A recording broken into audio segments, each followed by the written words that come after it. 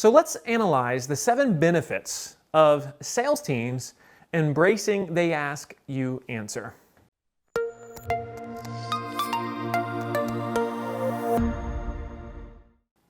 Number one should be pretty obvious.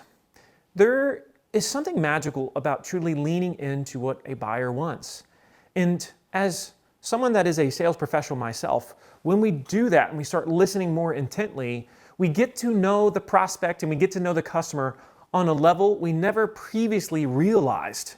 Now, you see this with some organizations and they study what you and I might call personas, but that's always a marketing initiative and sales doesn't get into it nearly as much. I mean, when you do they ask, you answer, sales naturally learns the personas because they are so very, very involved and they can speak and understand to the customer in a way they never have before. And that's the first major benefit. Number 2, producing content is magical when it comes to sales messaging. So you look at this course right here, right? I'm producing content right now. And because I'm practicing by literally the act of saying this, it's going to make me better at explaining they ask, you answer, or teaching it to someone, or giving a speech from stage than I otherwise would be able to. There is magic in content production. And as part of this process, your sales team, all of which are going to be subject matter experts, all of which potentially will be helping to produce content in conjunction with the marketing team. Now, by the very fact that they are doing that, your sales messaging will improve, which is critical. Number 3, your company content will literally act as a training guide for future employees. So we've had some organizations that have done they ask, you answer so well that when a new employee starts, they say, okay, we want you to go to our learning center or knowledge center, whatever you call it. We want you to read the entire thing, and we're going to give you a test on it afterwards. I mean, isn't that pretty cool? Because when this is produced, you now have essentially your company doctrine, the gospel according to you.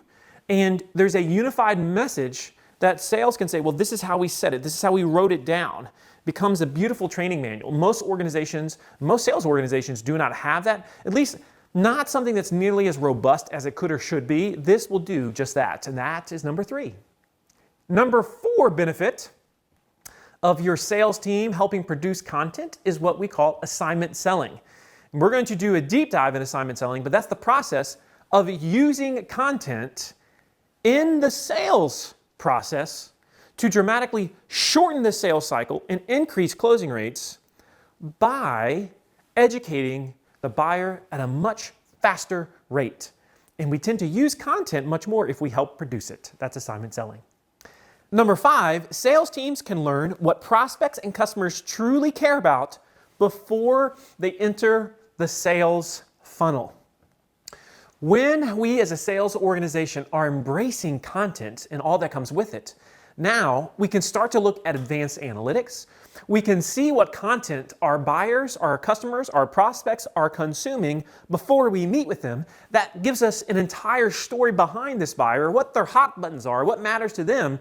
And now we can design a sales presentation that is dramatically more effective, all because of the signals that their content consumption has taught us. Number 6, with content, a great relationship can occur with the salesperson before the initial sales meeting. Now, who doesn't want a great relationship of trust with a prospect before the initial sales meeting? I mean, so much of sales meetings are based on building relationships of trust. So if we can build it earlier, all the better, correct? And this is why content is so powerful. Imagine if a buyer is looking at a video, let's say, where the salesperson is the subject matter expert in the video. Is their respect and their view of that salesperson as an authority, is it going to be greater? Is it going to affect that initial sales call? Of course it is. And that's why if a salesperson sees this benefit, they're much more likely to want to help to produce content. And finally, number 7, great content means more trust. More trust means shorter sales cycles, and shorter sales cycles mean happier sales teams. This is the key. Do you know what your current sales cycle looks like? From the time that a prospect enters your system to the time that they close, do you know what that average is?